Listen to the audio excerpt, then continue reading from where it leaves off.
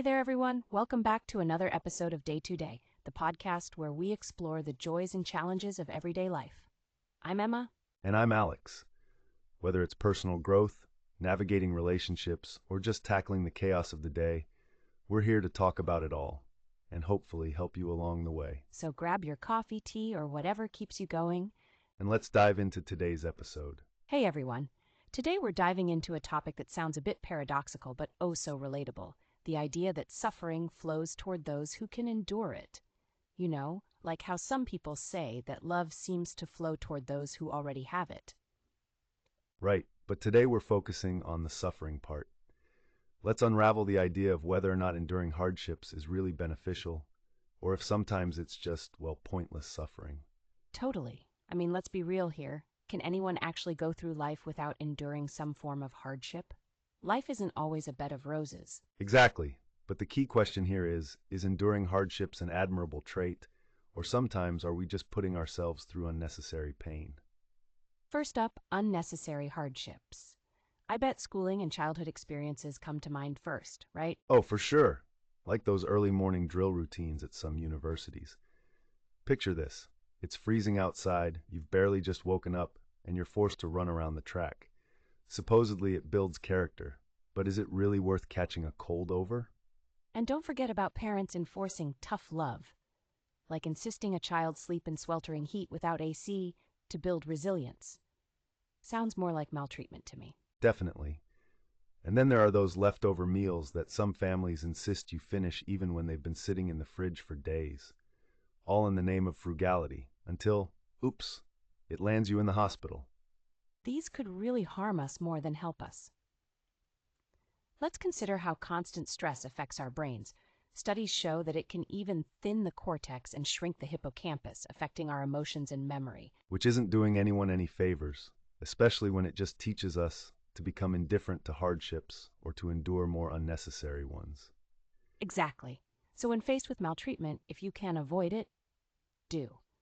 But then there are those hardships we can't dodge, the ones tied to achieving our goals. Right, such as learning a new skill or striving for a challenging objective. That often requires effort, and sometimes it's not exactly pleasant. True story. Want to master an instrument? Get ready for cramped fingers from hours of practice. Or how about ballet dancers with toenails that practically fall off? Ouch, but this kind of effort can be worthwhile if tackled with the right strategies, like engaging in metacognition. Simply put, understanding what and why you're learning can make your efforts more productive. Metacognition, the awareness of one's own learning process. It's crucial to ask ourselves, what am I aiming to achieve right now? Is what I'm doing meaningful? And let's not overlook leveraging experience effectively. Reflecting on what you've done and integrating that knowledge can transform low-yield effort into high-payoff learning. Good point. And don't shy away from unique experiences, even if difficult. They're invaluable when processed properly. It's about finding meaning in what we do, even with work challenges like persistent project revisions. Yeah, those revisions might be tedious, but embracing them as learning experiences can turn frustration into personal growth. And finally, understanding our intrinsic goals can differentiate between necessary and unnecessary suffering. Is what you're doing aligning with your personal values? Sure, achieving a healthy body or advancing in one's career should ideally align with internal motivations, not just external pressures. Otherwise, you're stuck in a cycle of low-reward suffering, which aligns with external validation but doesn't truly fulfill you. In sum, the core takeaway here is to differentiate between high-reward and low-reward hardships. Ask yourself if the effort contributes to genuine personal growth or just serves external expectations. Right? Because achieving true satisfaction comes from doing what personally matters despite the challenges.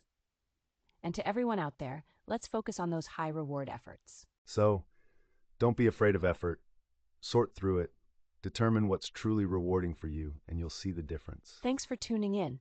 Let us know what unnecessary hardships you've encountered or how you've turned unavoidable ones into rewarding experiences. Until next time, keep striving for those meaningful goals.